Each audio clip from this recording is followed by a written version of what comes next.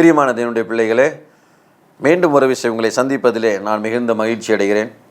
எலியாவின் ஊழியங்கள் சார்பாக நான் உங்கள் ஒவ்வொருவரையும் வாழ்த்துகிறேன். உத்தரப்பிரதேச மாநிலம் சோன்பத்ராங்கிற பகுதியிலே நாம் கர்த்தருடைய ஊழியத்தை செய்து கொண்டு வருகிறோம். என்னோட கூட சிலர் ஊழியத்தை செய்கிறாங்க, உடன் ஊழியர்களாக இருக்கிறாங்க, குடும்பமாகவும் இருந்து அங்கே ஊழியத்தை செய்கிறாங்க. வாடகைக்கு ஒரு இடத்தை எடுத்து ஆசிரமம் போல் ஒரு அமைப்பை ஏற்படுத்தி நாம் அங்கே ஊழியத்தை செய்கிறோம். குடும்பமாக என்னோடு கூட தங்கியிருந்து ஊழியம் செய்கிறாங்க. கர்த்தருடைய பெரிதான கிருபையினால் உத்தரப்பிரதேஷ், பீகார், ஜார்க்கண்டு, மத்திய பிரதேஷ் இங்கெல்லாம் இருந்து தேவனுடைய பிள்ளைகள் வர்றாங்க. கர்த்தர் அநேகரை தொட்டிருக்கிறார். மரணத்துக்கு ஏதுவான வியாதிகளிலிருந்து அநேகரை விடுவித்திருக்கிறார். அசுத்த ஆவியிலிருந்து அநேகரை விடுவித்திருக்கிறார். அற்புத அடையாளங்களோடு கூட அதிசயங்களோடு கூட தேவன் தம்முடைய வார்த்தையை அங்கே உறுதிப்படுத்துகிறார். விசுவாசத்தில் அநேகர் நடத்தப்படுறாங்க. எங்களுக்காக தொடர்ந்து நீங்கள் ஜெபம் பண்ணுங்கள். ஜெபம் மிக அதிக தேவையாக இருக்குது. ஏன்னு சொன்னால், நீங்கள் ஒருவேளை கேள்விப்பட்டிருப்பீங்க, உத்தரப்பிரதேச ஊழியம் என்பது எவ்வளவு நெருக்கடியான ஊழியம் சொல்லி, அங்கே எவ்வளவு எதிர்ப்புகள் இருக்குதுன்னு சொல்லி, அவ்வளவு எதிர்ப்புகள் மத்தியில் ஊழியத்தை செய்து கொண்டு இருக்கிறோம். வேதத்தை வெளிப்படையாக கையில் கூட எடுத்துகிட்டு போக முடியாது. அப்படி இருக்கிற பட்சத்தில் நம்முடைய கூட்டங்களில் குறைஞ்சது 150 பேர் கலந்து கொள்கிறாங்க. தூரத்துலேருந்து வர்றாங்க. அவர்களுக்கு மதிய உணவு கொடுத்து அனுப்புகிறோம். அவர்கள் சந்தோஷமாக கர்த்தருடைய வார்த்தையை ஏற்றுக்கொண்டு செல்கிறாங்க. நீங்கள் தொடர்ந்து ஜெபம் பண்ணுங்க. விசுவாசத்தில் அவர்கள் இன்னும் தொடர்ந்து வளர, என்னோடு கூட ஊழியம் செய்கிற உடன் ஊழியர்களுக்காகவும் அவருடைய குடும்பங்களுக்காக ஜெபம் பண்ணுங்க. எனக்காகவும் நீங்கள் ஜெபம் பண்ணுங்க. கர்த்தர் உங்களை ஆசீர்வதிப்பாராக. சபையின் பாரம்ங்கிற தலைப்பின் கீழே நாம் ஒரு சில காரியங்களை குறித்து தியானித்து கொண்டு வருகிறோம். நான் போன வாரம் உங்களுக்கு ஒரு கதை ஒரு தவளையை குறித்த ஒரு கதையை சொல்லி நான் உங்களுக்கு சொன்னேன்.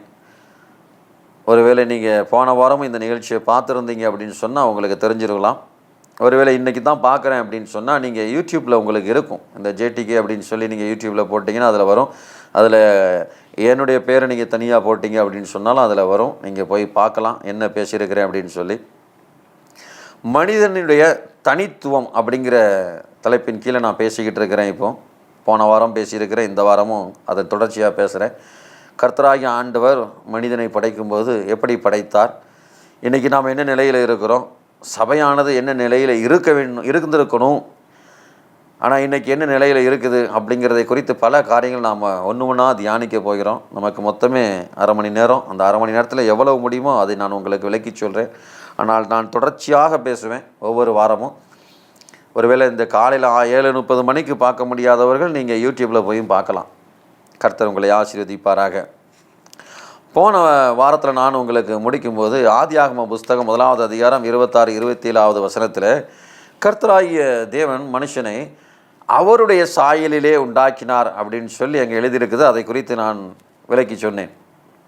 அவருடைய சாயல் என்று சொல்லும் பொழுது, தேவனாகிய கர்த்தர் எப்படி இருக்கிறாரோ, எப்படி அவருக்கு ஆட்சி அதிகாரங்கள் இருக்குதோ, எப்படி அவருக்குள்ளே ஆளுமை தன்மை இருக்குதோ, அதே போல் தேவனாகிய கர்த்தர் நம்மையும் உண்டாக்கினார். நமக்கும் அவருக்குள் இருக்கிறது போல் ஆத்துமாவை கொடுத்தார். அவர் வானத்தையும் பல லோகங்களையும் ஆளுகிறது போல நமக்கும் ஆளும் அதிகாரத்தையும் கொடுத்தார் அப்படின்னு சொல்லி நான் உங்களுக்கு விளக்கி சொன்னேன். அதன் தொடர்ச்சியாக இன்னும் தொடர்ந்து பார்க்கலாம். இப்படி தேவனாகிய கர்த்தர் மனுஷனை உண்டாக்கினார். மனுஷனை உண்டாக்கி அவனுக்கு எல்லா அதிகாரங்களையும் கொடுத்தார். இப்போ உங்களுக்கு ஒரு குழந்தை பிறக்குது. அந்த பிறக்கிற குழந்தை உங்களை போல் இருக்கும். அதுக்கு உங்களை போல் மூக்கு இருக்கும், உங்களை போல் கண் இருக்கும். ஏன்னா அது உங்கள் குழந்தை. உங்களை போல் கை கால் இருக்கும், உங்களை போல் அறிவு இருக்கும். அந்த பிள்ளை உங்களை போன்ற காரியங்களை எல்லாம் செய்யும். நாள்பட வளர வளர வளர வளர அது கொஞ்சமாக பெரிய ஆள் ஆக ஆக ஆக ஆக அதனுடைய நடை, உடைகள், பேச்சு இதெல்லாம் நீங்கள் ஒரு சிலர் கவனிச்சிருக்கலாம். சிலர் சொல்லுவாங்க, இது இவனை பாரு, இவங்க அப்பாவை மாதிரியே இருக்கிறான், இவங்க அம்மாவை மாதிரியே இருக்கான். சிலர் இவங்க தாத்தா மாதிரி இருக்கிறான். சிலர் சொல்லுவாங்க இவங்க மாமா மாதிரி இருக்கிறான். அப்படி உதாரணங்கள் சொல்லுவாங்க. குழந்தைகள் வளர வளர தெரிய வரும். பிறந்த உடனே தெரியாது. பிறந்த உடனே கை கால் கண் உங்களுக்கு இருக்கிறது போல் உறுப்புகள் இருந்தாலும், அந்த சாயல் தெரிஞ்சாலும், அதனுடைய செயல்கள் அதனுடைய குணங்கள் எப்படிப்பட்டதுங்கிறது வளர வளர தான் தெரியும். அது எப்படி கிரியைகள் செய்யுது அப்படிங்கிறத வளர வளர தான் புரிஞ்சுக்கிட முடியும். இங்கே அது போலவே ஆதாமை ஏவாளை அவர் எதை திட்டத்தில் உண்டாக்கி வச்சிருக்கும் போது அவர் போலவே அங்கே வச்சிருக்கிறார். அதே போல், அதாவது அவரை போல ஒரு குழந்தையை பெற்று எடுத்திருக்கிறார். அங்கே அவருக்கு உள்ளது போல் ஆத்துமா அங்கே இருக்குது, புதுசாக ஒரு குழந்தை அவருக்குன்னு சொல்லி பூமியில். அப்போ அந்த குழந்தைக்கு அதிகாரத்தெல்லாம் கொடுத்துருக்கிறாரு. ஆனால் இப்போ அந்த குழந்தை வளர்ந்து பெரியாளாகி கொஞ்ச நாள் ஆகும், பக்குவப்படணும், நிறைய பக்குவப்படணும். பட்டதுக்கப்புறமா தான் அதுக்கு இருக்கிற பலம் என்ன, நான் என்னெல்லாம் செய்ய முடியுங்கிறது தெரியும். இப்போ சின்ன பிள்ளைகிட்ட போய், இப்போ ஒரு பெரிய ஒரு முதலாளி, ஒரு பணக்காரன் ஒரு இருக்கிறார், அவர் கோடி லட்ச கோடி கணக்கில் சொத்துக்கள் நிறையா இருக்குது. என்ன தான் அவருக்கு அவ்வளவு சொத்துக்கள் இருந்தாலும் இந்த அவருடைய பிள்ளைக்கு தெரியுமா, எனக்கு இவ்வளோ இருக்குது, நான் சொன்னால் எல்லாரும் கேட்பாங்க, என்னுடைய அதிகாரத்துக்கு கீழே இருக்கிறாங்க, எல்லாம் என் கட்டுப்பாட்டுக்குள்ளே இருக்குன்னு ஏதாவது அதுக்கு தெரியுமா? தெரியாது. யாராவது அப்போ சொன்னாலும் அது கீழ்ப்படிவாங்களா? பட மாட்டாங்க. ஏன்னா அது அந்த அந்த பிள்ளைக்கு, அந்த பிள்ளை பேசுகிறதும் புரியாது, தான் முன்னாடி நிற்கிறது வேலைக்காரன், இவன் எவ்வளவு எனக்கு பணிவிடை செய்ய வேண்டியவன்கிறது அந்த பிள்ளைக்கு தெரியாது, எனக்கு எவ்வளோ அதிகாரம் இருக்குங்கிறது அந்த பிள்ளைக்கு தெரியாது. ஒரு குறிப்பிட்ட வயசு வளர வளர வளர வளர தான் அதுக்கு தெரியும். இன்னும் சரியான பக்குவத்துக்கு வர முன்னாடி சில விஷயங்கள் அதுக்கு தெரியும். ஒரு 14-15 வயசு வரும்போது, நான் முதலாளியோட பையன், அடுத்த அதிகாரம் எனக்கு தான் அப்படிங்கிறதுல அந்த இந்த இளம் வயதில் செய்யக்கூடாத சில விஷயங்களை எல்லாம் செஞ்சுருவாங்க. தவறான சில காரியங்களை செஞ்சுருவாங்க, சில நஷ்டம் உண்டாக்குற காரியங்களை செஞ்சுருவாங்க, அப்படி சில இழப்புகள் உண்டாகிற மாதிரி காரியங்களை செஞ்சுருவாங்க. ஏன்னா பக்குவப்படாத வயசு. அப்போ தகப்பனை போல அந்த பருவத்துக்கு வந்ததுக்கப்புறம், அந்த வயசு வந்ததுக்கப்புறம், பல அனுபவங்கள் கிடைச்சதுக்கப்புறம் தான் அவங்க சரியாய் அந்த அதிகாரத்தை பயன்படுத்த முடியும். அப்போ அந்த அதிகாரத்தை பயன்படுத்துவதற்கு அதிகாரம் இருக்குது, இவன் தான் வாரிசு, இந்த அதிகாரம் எல்லாமே இருக்குது. ஆனால் அதை பயன்படுத்துறதுக்கு முன்னாடி சில அனுபவங்கள் தேவைப்படுது, சில காலங்கள் தேவைப்படுது, சில பயிற்சிகள் தேவைப்படுது. அப்போ தான் அந்த பக்குவங்கள் கிடைக்கும். அதுபோல தான் இங்கே ஆதாமை பெற்றெடுத்து, ஆதாம் பிறந்ததும் ஆதாமை உண்டாக்கினார். உண்டாக்குனதுக்கப்புறம், அதாவது புதுசாக பிறந்த குழந்தை போல் ஆதாம் இருக்கிறாங்க. இப்போ ஆதாம் ஏவாள் இருக்கிறாங்க. இவங்களுக்கு அதிகாரத்தை கொடுத்துட்டாரு, ஆளும் அதிகாரத்தை. ஆனால் இந்த ஆளும் அதிகாரம் எப்படிப்பட்டதுன்னு அவங்களுக்கு தெரியாது. தேவனாகிய கர்த்தர் தனக்கு கொடுத்துருக்கிற அதிகாரம் எப்படிப்பட்டது, இந்த அதிகாரத்தின் மூலமாக நான் என்னெல்லாம் செய்ய முடியும், இந்த அதிகாரத்தினால எல்லாத்தையும் என்னால் கட்டுப்படுத்த முடியுமா முடியாதா, எதுவுமே இவங்களுக்கு தெரியாது. இவங்க தெரிஞ்சுக்கிடுறதுக்கு முன்னாடியே தவறுகள் பல செய்து விழுந்து போனாங்க. சாத்தானில் வஞ்சிக்கப்பட்டு இவங்க பாவத்தை செய்து தேவனுடைய தோட்டத்தை விட்டு வெளியேற்றப்பட்டாங்க. இவங்க செய்த பாவம் அது ஒரு சாதாரண ஒரு காரியம் கிடையாது. மிக மிக மிக மிக முக்கியமான ஒரு கண்டிஷன், ஒரே ஒரு கண்டிஷன் தான், ஒரே ஒரு காரியம் தான் செய்யக்கூடாதுன்னு சொல்லியிருந்தார். அதை செய்ததுனால மிகப்பெரிய பாவத்துக்குள்ளானாங்க. இப்போ ஒருவேளை யோசிக்கலாம், பிள்ளை தானே, ஒரு சின்ன தவறு செஞ்சுட்டு இப்போ தாய் தகவல் மன்னிச்சு விடுறது இல்லையா, அதுபோல் விட்டுருக்கலாமே அப்படின்னு. ஆனால் தவறு அங்கே நடந்தது மிகப்பெரியது, அது ஒரு சின்ன தவறு கிடையாது. அங்கே நடந்த காரியம் என்ன அப்படின்னா, வேதத்தில் ஒரே வரியில் அங்கே எழுதியிருப்பாங்க. இப்போ நானும் அதிகமாக அதை குறித்து உங்களுக்கு விளக்கி சொல்லலை, இதனுடைய ரகசியம் ரொம்ப பெருசு. அப்போ அங்கே புசிக்கக்கூடாது அப்படின்னு சொன்ன அந்த கனியை புசித்த உடனே இவர்கள் கண்கள் திறக்கப்பட்டுட்டு, இப்போ கர்த்தராகிய ஆண்டவர் அவர்களை பார்க்குறாரு. அவர் சொல்கிறாரு, இவர்கள் நன்மை தீமை அறியத்தக்க நம்மில் ஒருவரை போல ஆயிட்டாங்க அப்படின்னு. இப்போ ஏற்கனவே ஆண்டவரை போல இருந்தாங்கன்னா நல்லது கெட்டது தெரியாது. ஆரம்பத்தில் இவங்களுக்கு நன்மை தீமை தெரியாது. இப்போ நன்மை தீமை அறியத்தக்கவர்களாய் நம்மில் ஒருவரை போல இவன் ஆயிட்டான். இப்போ நான் இவனை தோட்டத்தில் விட்டு வச்சேன் அப்படின்னா என்ன ஆகும்னா, ஜீவன் விருட்சத்தின் கனியை இவன் சாப்பிட்டான், அதாவது உயிர் கொடுக்குற கனியை இவன் சாப்பிட்டான்னா இவனுக்கு மரணமே இருக்காது. இவன் மரணிக்காமல் உயிரோடு இருந்தான்னா இப்போ இந்த கனியை சாப்பிட்டதுனால என்ன நடக்கும் அப்படின்னா, ஏற்கனவே இவன் யார் பேச்சை கேட்டு சாப்பிட்டான் நல்லா கவனித்து பார்க்கணும். இதுக்கு பின்னாடி நீங்கள் போகணும். பிசாசு சர்ப்பத்துக்குள்ளே வருது.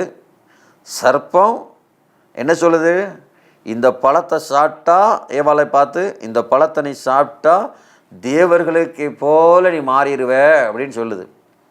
அப்போ இதை சாப்பிட்டா நீ சாக மாட்ட, அங்கே ஆசையை தூண்டி விடுறாங்க.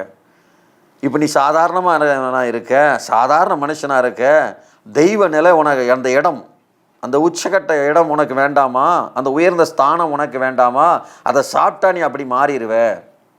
இது வெறும் வயிற்று பசிக்கு சாப்பிட்ட பழம் அப்படிங்க கிடையாது. இது அதிகாரத்துக்காக நடந்த போட்டி. இது பிசாசு அவனுக்குள்ளே இருந்த ஒரு காரியத்தை ஏவாளுக்குள்ளே புகுத்துறான். நீ சாப்பிட்டா தெய்வமாய் மாறிடுவ. ஆனால் இவங்களுக்கு தெரியாது, இவங்க தெய்வமாக தான் பூமியில் இருந்தாங்க அப்படிங்கிறது தெரியாது. இவங்களை அப்படி தான் தேவன் அவரை போலவே தான் வச்சுருந்தா இவங்களுக்கு தெரியாது. ஆனால் இங்கே வந்த அந்த சிந்தனையை பாருங்கள், இதை நீ சாப்பிட்டதுக்கப்புறம் நீ அவர் மாதிரி ஆயிடுவ, அதனால தான் வேண்டான்னு சொல்லியிருக்கிறாருன்னு. அப்போ நல்லா யோசிச்சு பாருங்கள். அப்போ இங்கே என்ன வருது, நான் சாப்பிட்டு தேவனுடைய இடத்தை அடைய போகிறேன். புரியுதா உங்களுக்கு? மற்றது போல் சின்ன பிள்ளைகளை தான் பெற்ற பிள்ளை எவ்வளோ தவறு பண்ணாலும் ஒரு தவப்பேன் மன்னிச்சு விட்டுருவான். ஆனால் இங்கே வந்து அவங்கள அப்படி விட முடியாது, இனிமே அவங்கள உள்ளே வைக்க முடியாது. காரணம் என்னென்னா, இங்கே அந்த சிந்தனை ஒன்று இருக்குது பாருங்கள். அது என்ன வருது அங்கே உள்ள, இந்த பழத்தை நான் சாப்பிட்டு நான் தேவநிலை, தேவஸ்தானத்தை அடைய போகிறேன். பிசாசா தான் சொல்கிறான், நீ சாப்பிட்டா அவர் மாதிரி ஆயிடுவே அப்படின்னு. அப்போ அவங்க சாப்பிட்றாங்க. சாப்பிட்ட உடனே தேவனாகிய கர்த்தருக்கு நல்லது கெட்டதுக்கு தெரியும். நன்மை தீமை அந்த ஞான கண்கள் திறக்கப்படுது, 6வது அறிவு திறக்கப்படுது, 6வது புத்தி திறக்கப்படுது. அங்கே இன்னைக்கு நம்ம 6ன்னு சொல்கிறோம் அதை. இப்போ இவர்களுக்கு ஞானத்தை, நன்மை தீமை அறியத்தக்க அந்த ஞானம் இவங்களுக்கு உண்டாகுது. இது உண்டான உடனே இவங்க எதிர்பார்க்கல ஒரு விஷயம் நடக்குது. இவங்க மேலே ஆவி, இன்னைக்கு நம்ம சட்டை போட்டிருக்கிறது மூலம் ஆவி தான் உடம்பை மூடி இருக்குது. இந்த மாம்சத்தை முதல்ல மூடி இருந்தது என்னதுன்னா ஆவி. தேவனுடைய ஆவி அவனுக்கு கொடுத்தாருல, அவர்கள் ஆவிக்குரிய வஸ்திரம் தரிச்சிருக்கிறாங்க. ஆவி முழுக்க மூடி இருந்ததுனால முதல்ல அவங்க பார்த்தது ஆவினால் பார்க்குறாங்க, மாம்சத்தில் பார்க்கல. ஆவிக்குரிய கண்களில் பார்க்குறாங்க, ஆவிக்குரிய ரீதியில் தொடுறாங்க, ஆவிக்குள்ளே உணர்றாங்க. எல்லாம் ஆவிக்குரிய ப்ரெசன்ஸாக இருக்குது. இப்போ இவங்களுக்குள்ள பிசாசு ஒரு தவறான யோசனை கொண்டு வந்து போடுறான், இதை சாப்பிட்டா நீ அவர் மாதிரியே ஆயிடுவேன். ஏன்னா இவங்களுக்கு டெய்லி காலையில் சாயங்காலம் குளிர்ச்சியான வேலையில் கர்த்தர் வராரு, அவரோட பேசுகிறாங்க, முகமுகமாக பேசுகிறாங்க, சந்திக்கிறாங்க. ஏன்னா கர்த்தராகிய ஆண்டவரே சொல்கிறாரு, இந்த தவறு செய்ததுக்கு அப்புறமா, இந்த கனியை பூசிச்சதுக்கு அப்புறமா கர்த்தராகிய ஆண்டவர் வர்றாருன்னு தெரிஞ்ச உடனே தேவனாகிய கர்த்தருடைய அந்த சத்தத்தை கேட்டு ஆதாம் மரத்துக்கு பின்னாடி போய் ஒளிஞ்சிக்கிட்டாருன்னு சொல்லி இருக்குது. அப்போ அவர் வர்றாருன்னு தெரிஞ்சு ஒளிஞ்சிக்கிட்டாங்க. வழக்கம் போல் நாங்கள் இருக்குது, வழக்கம் போல் அவர் வர்றது தெரிஞ்சு ஆதாம் மரத்துக்கு பின்னாடி ஒளிஞ்சிக்கிட்டாங்க. கர்த்தரை பார்க்க முடியாதுன்னு. அப்போ அவர் கேட்குறாரு, கேட்கும்போது நான் இப்படி ஒளிஞ்சிருக்கிறேன்னு சொல்கிறாரு. ஏன் ஒளிஞ்சிருக்கிற அப்படின்னு கேட்டால், அப்போ கர்த்தராகி ஆண்டவர் கேட்டதும் இவர் காரியங்களை சொல்கிறார் ஆதாம். அப்போ நான் புசிக்கக்கூடாது சொன்ன பழத்தை நீ புசிச்சியா, புசிக்க சொன்னது யாருன்னு கேட்ட உடனே அவங்க சொல்கிறாரு. அப்போ இங்கே பாருங்கள், கர்த்தராகி ஆண்டவர் வருவார், அவரை பார்க்குறாங்க, அவரோட பேசுகிறாங்க, அவரோட பழகுறாங்க. இப்போ இந்த பிசாசு சர்ப்பத்தின் மூலமாக என்ன சொல்லிக் கொடுக்குறான், இந்த பழத்தை சாப்பிட்டா அவர் மாதிரி ஆயிடுவேன்னு. அப்போ அவர் மாதிரியே ஆகிறதுக்காக இவங்க சாப்பிட்ருக்காங்க. இப்போ நான் சாப்பிட்டுட்டேன், என் கண்ணு திறந்து நான் அவர் மாதிரி யோசிக்க ஆரம்பிச்சிட்டேன். இப்போ கர்த்தராகிய தேவனை போல் நான் யோசிக்க ஆரம்பிச்சிட்டேன். இப்போ இருக்கிற இந்த சூழ்நிலையில் இன்னொரு மரம் அங்கே இருக்குது, ஜீவனை கொடுக்கக்கூடிய மரம். அதன் பழத்தை நான் சாப்பிட்டோம்னா எனக்கு சாவே கிடையாது. இப்போ நான் அவர் மாதிரி யோசிப்பேன். அவர் மாதிரியே நீங்கள் நல்லா கவனித்து பார்த்தீங்கன்னா, ஆதியாகமத்தின் புஸ்தகம் 1வது அதிகாரம் 26, 27 வசனங்களை வாசித்து பார்த்தீங்கன்னா, மனுஷனுக்கு அதிகாரத்தை கொடுத்துட்டாரு. முதல்ல மனுஷனுக்கு அதிகாரம் கொடுத்துட்டாரு. ஆனால் குறிப்பிட்ட காலத்துக்கு முன்னக்கூட்டியே, ஒரு பக்குவம் வர்றதுக்கு முன்னக்கூட்டியே மனுஷன் இந்த பழத்தை சாப்பிட்டதுனால இவன் கண் திறக்கப்பட்டு, அதாவது அறிவு இவனுக்குள்ளே திறந்து ஷார்ட்கட்டா நல்லது கெட்டதை இவன் உடனே புரிஞ்சுக்கிற நிலைமைக்கு வந்துட்டான். இப்போ நன்மையும் இவனால் செய்ய முடியும், தீமையும் செய்ய முடியுங்கிறத இவன் புரிஞ்சுக்கிட்டான். முதல்ல அவனுக்கு தெரியாது, கர்த்தராகிய ஆண்டவர் சொல்கிறத செய்வான். இப்போ அப்படி இல்லை, சுயமாய் முடிவு எடுக்கிறதுக்கு அவன் வந்துட்டான் இந்த பழத்தை சாப்பிட்ட உடனே. இப்போ சுயமாய் முடிவு எடுக்கிற இடத்துக்கு வந்திருக்கிறான். தேவனை போல ஆகணுங்கிற இதில் அந்த பழத்தை சாப்பிட்ருக்கிறா எவாள். பிசாசு அப்படி தான் சொல்லியிருக்கிறான், அதை சாப்பிட்ருக்கிறான். இப்போ சாகாமல் உயிரோடு இருக்கிறான் அப்படின்னு சொன்னால் விழுந்து போன தூதன் செஞ்சது போல இங்கே அதே தான் வருது. அவன் அதை தான் செய்யும்படி செஞ்சான். உன்னதத்துக்கு ஏறுவேன், அவருக்கு மேலே என் சிங்காசனத்தை வைப்பேன். அப்போ என்ன பண்ணும்? அடுத்து இவங்களுக்கு மனுஷனை என்ன செய்வான்? லூசிபர்னு சொல்கிறோம், விழுந்து போன தூதன் சொல்கிறோம். அவன் செஞ்ச காரியத்தை இவனும் செய்வான். அதனால தான் கர்த்தராகிய ஆண்டவர் என்ன செய்கிறாரு? இவன் நன்மை தீமை அறியத்தக்கவர்கள் ஆயிட்டான், நம்மளே ஒருவராய் மாறிட்டான். இப்போ இவன் இந்த தோட்டத்தில் வச்சுருந்தோன்னா இந்த கனியை புசிச்சு சாப்பிட்டு இவன் உயிரோடு இருப்பான். அப்போ தினமும் ஒரு யுத்தம் நடந்துக்கிட்டே இருக்கும். இனிமே இவன் இந்த தோட்டத்தில் வைக்க முடியாது, அதுக்கான தகுதி இல்லை. இவன் மண்ணிலிருந்து எடுக்கப்பட்டான், இவன் மண்ணுக்கே திரும்பணும். அப்படின்னா இவன் ஜீவன் கொடுக்குற கனியில் கை வைக்கக்கூடாது. அப்போ இவனை இந்த தோட்டத்தை விட்டு வெளியே அனுப்பணும் அப்படின்னு சொல்லி தோட்டத்தை விட்டு வெளியே அனுப்புகிறாங்க. இப்போ நல்லா கவனித்து பாருங்கள். தோட்டத்தை விட்டு வெளியே அனுப்புனது அது ஒரு சாதாரண பழமாக இருந்தால் பிரச்சனை கிடையாது. அவர்களுக்கு சாப்பிட்ட கனி அதிகாரத்துக்கு உண்டான போட்டி, அதிகாரத்துக்காக நடந்த ஒரு காரியம். அது சும்மா பழத்தை சாப்பிட்டோம் அப்படிங்கிறதுக்காக இல்லை. நீங்கள் இதை சாப்பிட்டா தேவர்களை போல மாறிடுவீங்க அப்படின்னு சொல்லி பிசாசு சாத்தான் அங்கே விதைக்கிறான். சர்ப்பமானது விதைக்குது, விதைச்ச உடனே அதை பறித்து சாப்பிட்றாங்க. இப்போ அந்த இடத்துல பார்த்தீங்கன்னு சொன்னால் தேவனாகிய கர்த்தர் உண்டாக்கும் போதே அங்கே முதல்ல சொல்லியிருக்கிறார், என்னை போல உண்டாக்குறேன்னு சொல்லி. இப்போ நீங்கள் எபிரேயர் புஸ்தகம், இப்போ நான் இன்னைக்கு இதையெல்லாம் உங்களுக்கு இப்போ நான் சொல்லிக்கிட்டு இருக்கேன்னா இன்னும் வரும் நாட்களில் இன்னும் ஆழமான நிறைய காரியங்கள் நாம் தியானிக்க போகிறோம். மனுஷனுடைய தனித்துவம் என்ன, நாம் எப்படி இருந்திருக்கணும், இந்த சபை எப்படி இருக்கணும், இன்றைக்கி இந்த சபை என்னென்ன காரியங்களில் இன்றைக்கி அப்படி இல்லை இருக்க முடியும், இன்னும் சபையானது அப்படிப்பட்ட காரியங்களை வளர முடியுமா, செய்ய முடியுமான்னு பல ஆவிக்குரிய காரியங்கள் நம்ம தியானிக்க போகிறோம். அதனால் நீங்கள் இது இப்போ நான் இங்கே உத்தரப்பிரதேசத்தில் இருக்கிறேன். நமக்கான அந்த சரியான அந்த வசதிகள் வாய்ப்புகளும் இல்லை. அப்படின்னா நம்ம ஒரு தினமும் ஒரு அரை மணி நேரம் உங்களுக்கு 1 மணி நேரம் நான் உங்களுக்கு பேசலாம். அப்போது நம்ம நிறைய தொடர்ச்சியாக உங்களுக்கு இது கொடுக்கலாம் ப்ரோக்ராம். ஆனால் அப்படிப்பட்ட நமக்கான வசதி வாய்ப்புகள் சூழ்நிலைகள் இப்போ அப்படி இல்லை. கர்த்தருடைய கிருபையினால் வாரத்துக்கு ஒரு நாள் சனிக்கிழமை காலையில் அரை மணி நேரம் தான் என்னால் பேச முடியும். இதுக்கான செலவுகளும் அதிகமாகும். அதனால் என்னால் ஒரு அரை மணி நேரம் தான் பேச முடியும். இனிமேல் அதோடைய தொடர்ச்சியை நான் அடுத்த வாரம் வரைக்கும் நீங்கள் காத்திருக்கணும். அடுத்த வாரம் நான் பேசுகிற வரைக்கும் ஜெபிங்க. ஒருவேளை உங்களால் உதவிகள் செய்ய முடிஞ்சால் நீங்கள் உதவிகள் செய்யலாம். கர்த்தர் அதற்கான நமக்கு தினமும் பேசக்கூடிய வாய்ப்பு வசதிகளை உருவாக்கி கொடுக்கும்போது நான் தினமும் 1 மணி நேரம்னாலும் உங்களோட கூட நேரத்தை செலுத்துவேன். வேத வாக்கியங்கள் நான் உங்களுக்கு இன்னும் விளக்கி சொல்லுவேன். இப்போ நீங்கள் இங்கே பாருங்கள், இந்த தோட்டத்தை விட்டு வெளியில் வந்துட்டாங்க. மனுஷனுக்கு அதிகாரங்கள் எல்லாம் கொடுத்துருந்தாரு. அந்த கொடுத்த அதிகாரத்தை அவர் அப்போ பறிச்சிட்டாரா அப்படின்னு கேட்டால் அவர் பறிச்சிட்டாருன்னு சொல்ல முடியாது. தேவனாகிய கர்த்தர் கொடுத்துட்டு எதையும் எடுக்கிறவர் கிடையாது. அது மனுஷனுக்குள்ளே இருக்குது. நீங்கள் வேதாகமத்தில் எபிரேயர் புஸ்தகம் 2வது அதிகாரத்தை எடுத்தீங்கன்னு சொன்னால், எபிரேயர் புஸ்தகம் 2வது அதிகாரம் 7வது வசனத்தில் சொல்லுது, தேவனாகிய கர்த்தர் மனுஷனை தேவ தூதரிலும் சற்று சிறியவனாக்கினார், மகிமையினாலும் கனத்தினாலும் அவனுக்கு முடிசூட்டி தம்முடைய கரத்தின் கிரியைகளின் மேல் அவனை அதிகாரியாக வைத்து சகலத்தையும் அவனுடைய பாதங்களுக்கு கீழ்ப்படுத்தினார். இங்கே எபிரேயர் 2:7 வாசிங்கன்னு சொன்னால், தேவ தூதரிலே சற்று சிறியவராக இருக்கிறானா மனுஷன், கொஞ்சம் தான் தேவதூதரில் கம்மியாக இருக்கிறான். அப்படிப்பட்ட மனுஷனுக்கு மகிமையும் கனத்தையும் கொடுத்துட்டாரு. நல்லா கவனிச்சு பாருங்கள், மனுஷனுக்கு மகிமையும் கனத்தையும் கொடுத்துட்டாரு. அவருடைய கரத்தின் கிரியைகள் எல்லாத்து மேலேயும் அதிகாரத்தையும் மனுஷனை கொடுத்துட்டாரு. அதான் ஆதியாகமத்தின் புஸ்தகம் 1வது அதிகாரம் 26வது வசனம். அதிகாரத்தையும் மனுஷன் கையில் கொடுத்துட்டாரு, சகலத்தையும் மனுஷனுடைய பாதங்களுக்கு கீழ்ப்படுத்தினார். இப்போ நல்லா கவனிச்சு பாருங்க, உங்களுக்கும் எனக்கும் இந்த பூமியில் இருக்கிற எல்லாத்தையும் கீழ்ப்படுத்தும் அதிகாரத்தை கொடுத்துட்டாரு. எல்லாம் என் கரத்தின் கீழே, என் பாதங்களுக்கு கீழே இருக்குது. எல்லாத்தையும் நான் அடக்கி ஆள முடியும். எல்லாம் என் அதிகாரத்துக்கு கீழே இருக்குது. அப்படி எல்லாத்தையும் கீழ்ப்படுத்தி இருந்தாலும் எபிரேயர் புஸ்தகம் அடுத்து 2வது 8வது வசனம் சொல்லுது, சகலத்தையும் அவனுக்கு கீழ்ப்படுத்தினார் என்கிற விஷயத்தில் அவர் அவனுக்கு கீழ்ப்படுத்தாத பொருள் ஒன்றும் இல்லை.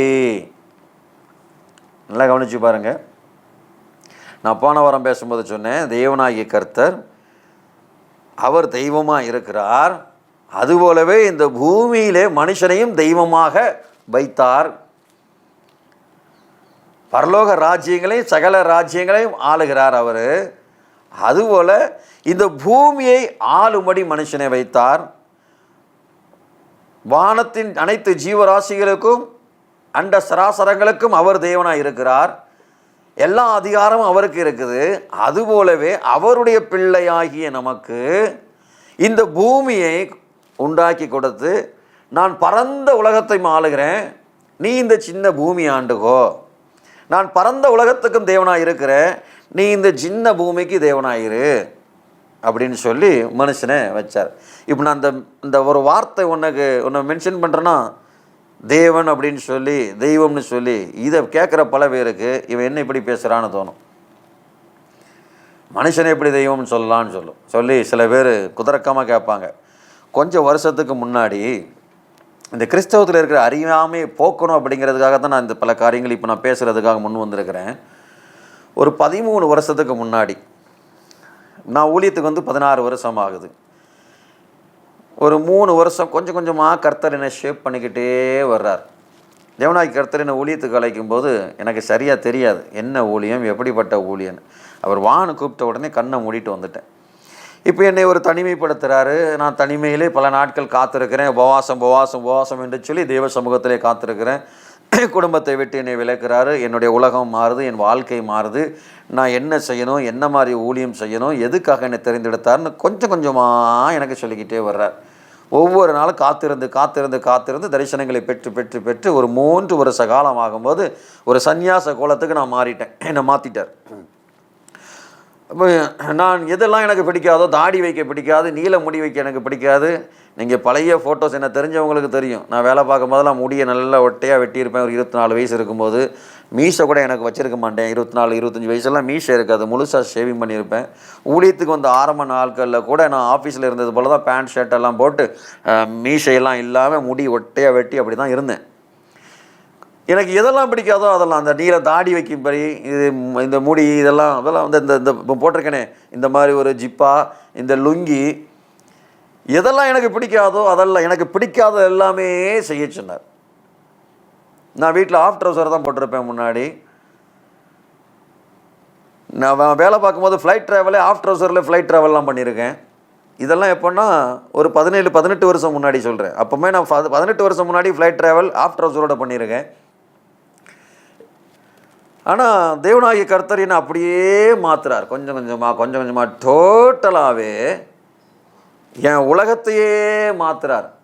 என்னுடைய தோற்றத்தை மாற்றுறார், எல்லாத்தையும் மாற்றி நான் ஒரு சன்னியாச தோட்டத்துக்கு வந்துட்டேன். இப்போ ஒரு 3 வருஷம் ஆச்சு. 2013 10 ஊழியத்துக்கு வரேன். 2013 நான் எங்கள் ஊருக்கு வந்திருக்கிறேன். என்னுடைய சொந்த ஊருக்காக நான் வர்றேன். இப்போ ஒரு காரியத்துக்கு வர வேண்டியதாக இருந்தது, வந்திருந்தேன். அப்போது ஒரு மனுஷன் என்னை பார்க்குறார். என் தோற்றத்தை பார்த்துட்டு நான் என்ன ஊழியம், என்ன அழைப்பு, எதுவும் யாருக்கிட்டையுமே நான் ஷேர் பண்ணுறது கிடையாது. இந்த டிவி ஊழியத்துக்கு வந்ததுக்கப்புறமா தான் நான் ஒவ்வொருத்தர்கிட்ட இந்த அநேகருக்கு பிரயோஜனமாக இருக்குன்னு நான் இதை பற்றி சொல்கிறேன்.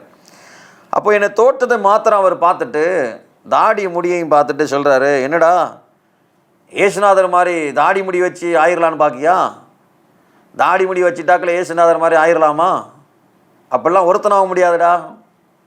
இப்போ நான் அவர் பேரை சொல்ல விரும்பலை. அவ்வளோ பெரிய பக்திமான்னு நான் அவரை நினச்சிக்கிட்டு இருந்தேன் ஒரு காலத்தில். எங்கள் ஊரில் நிறைய பேர் நினச்சிருந்துருப்பாங்க அவர் பெரிய பக்திமான்னு. அப்போ தான் எனக்கு புரிஞ்சுது இந்த ஆளுக்கு ஒன்றுமே தெரியாதுங்கிறது. இயேசுவை போல ஆகாத ஒருவன், வேதம் சொல்லுது, தேவராஜ்யத்துக்குள்ளே போகவே முடியாது. நீ பரலோக ராஜ்யம் போகணும் அப்படின்னு சொன்னால் நீ அவர் போல மாறிடணும். அவர் போல மாறாமல் ஒருத்தனால் போகவே முடியாது.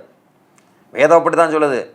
நாம் அவரை இருக்கிற வண்ணமாகவே தரிசிப்பதினாலே நாம் அவருக்கு ஒப்பாக இருப்போம். அவருக்கு ஒப்பாக இருப்போம்னு வேதம் சொல்லுது. அவர் மாதிரி இருப்போமா நம்ம? அப்படிப்பட்டவன் தான் போக முடியும் அங்கே. அவர் வாழ்ந்ததை போல நீ வாழணும். இங்கே இயேசுவை போல வாழாத ஒருவன் பரலோகம் போக முடியாது, வேதம் சொல்லுது.